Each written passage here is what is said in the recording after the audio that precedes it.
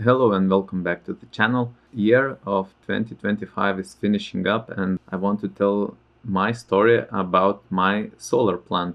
In the end of February 2025 I have installed my solar panels. Luckily the weather was good, there was no snow. Why I did it in February? I was running out of time for governmental support. I have done it. Luckily, I got the support, so I have installed it in February, but a month has passed and my solar plant supplier couldn't come and connected it, so I decided to do it myself. And this was a kind of barbaric way to do it, but I have connected it to the grid. Yes, not the best way, but luckily it was generating power. As you can see, March 23, I have already generated the power.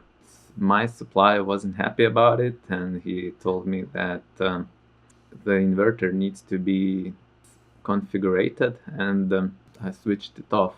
At this point, I have connected only one string into the power inverter, and only these panels were producing power. So the top row, I didn't have the pliers for the connectors, and as it's a high voltage system, I didn't want to dodge the connectors, and I decided just plug only one string. As you can see, this is the connector. I borrowed it from a neighbor, and I have connected it with a just with a tape. Doesn't look good. So I have connected it to the grid at 23rd. The next day, my solar plant supplier decided he can come and configure it, and he did that. So I started to generate electricity. This is still where the only one string is connected, and you can see here that two strings are connected from the 21st of April, and it was already generating me quite good amount of electricity. You can see it was 60 kilowatt hours, and the days were really good. March total yield was 136, April total 928, and May and June was the top months. The plant was producing most of the electricity.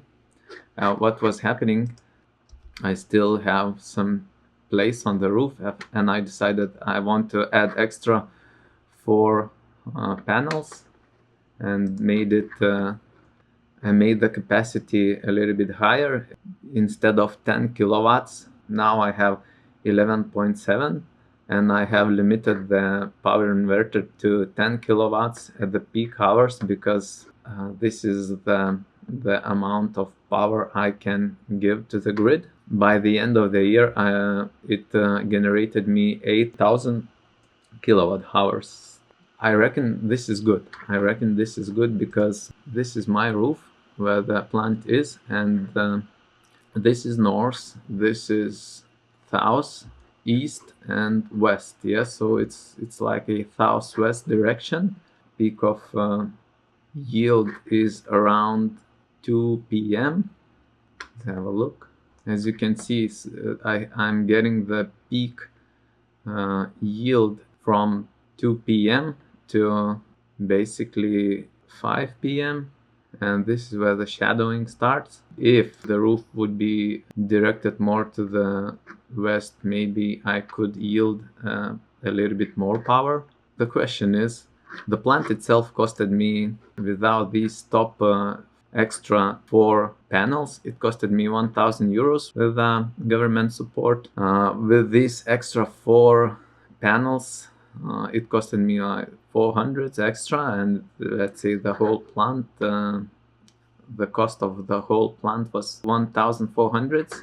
And since I have connected it to the grid from April, it started to save me money 1 to 8 months. I usually was consuming 250 to 300 kilowatt hours per per one of the objects where I and my family lives, and the second object is where the plant itself is. Two of these objects was consuming around 400 kilowatt hours per month. That calculates around 50 to 70 euros. 8 multiplied by 50, it's 400. Just house electricity saved me 400 euros here. You can see I am paying zero euros where the plant is, and I am paying I forgot to pay here, so this is where I am paying for 2 months. So this is subscription for the grid mainly, not for the electricity itself. So from January, from February, I have paid for the electricity 30. This is only one object. Another object was generating 50 euros, let's say, roughly, and this is January. And since March I'm paying practically zero.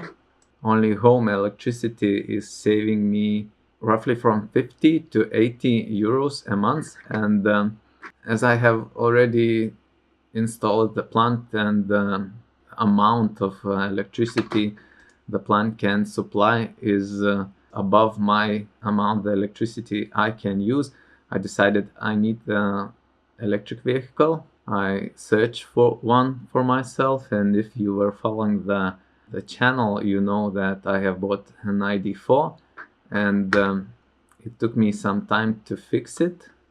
From September, I started to charge the car at the home grid, and to this day, I have driven 7,000 kilometers, and I basically spent 60 euros for 7,000 kilometers.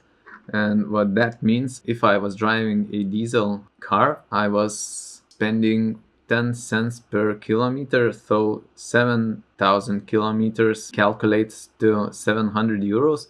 Oh, it's I'm assuming I have saved 650 euros on the fuel. Correct me if I'm wrong. That calculates that I have saved on electricity 400, and on my daily use driving I have saved 650, and this is more than a half of my solar plant price. I am close to paying off the solar plant. I still need to drive few thousand kilometers, and it will take me less than a year to pay off the installation of my solar plant. And this is amazing for myself. I don't know, how about you? If you would like, please share your experience. I am keen to know, what are you guys experiencing? Now, why did I spend 59 euros on electricity if I am producing the electricity by myself? Very simple answer. I do calculate how much electricity I have left in the grid, and you can see now I still have 600ish, and I still have where the plant is around 600. So I don't want to be dependable on the price of the grid, and because I don't pay for electricity, because I'm giving away the 35% of the electricity I made, and I'm taking back whatever I needed. This means if the electricity will finish up and I will buy the electricity, I will buy it at the prices of the Nord Pool, and during the peak hours I don't want to pay for the maximum price. This is why I am charging at the public charges. Thanks for watching, and bye for now.